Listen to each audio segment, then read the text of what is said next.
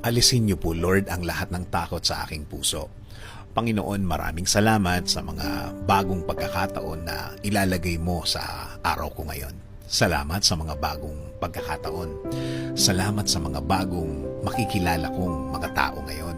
Alam kong may hatid silang pagpapala sa aking buhay. Salamat sa mga bago kong mararanasan o mga new experiences na nasa araw ko ngayon. Alam kong ang lahat ng mangyayaring ito ay may kasamang lesson.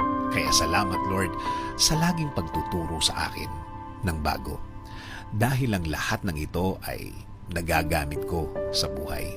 Na nagagamit ko ang mga ito sa mga pagkakataon ng aking buhay. Sa lahat ng mga problemang dumadating. At dumadating pa nga ang pagkakataon na isi-share ko din ito sa aking mahal sa buhay.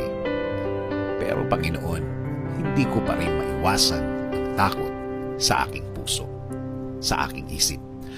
Lagi na lang may mga ganitong mga bagay na pilit ko ding inaalis sa aking utak. Mga bagay na pumipigil sa akin para ma-receive ang inyong blessings. Ang mga takot ko sa tuwing may dumadating sa akin na bago, mga bagong experiences, mga bagong desisyon na dapat kong gawin sa pamilya ko at sa aking trabaho. Kaya kailangan ko ang inyong patuloy na guidance and direction sa aking buhay, Lord.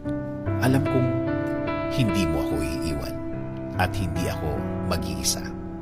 Alam kong binabantayan mo ako palagi at alam kong alam mo ang lahat ng mga nangyayari sa akin, Lord. Ikaw, Panginoon, sa iyo lang ako mag-focus, Lord. Ikaw at ikaw lang ang aking iisipin. Sa iyo ako huhugot ng lakas, sa iyo ako huhugot ng talino o wisdom para malampasan ko ang mga dapat lampasan sa buhay na ito.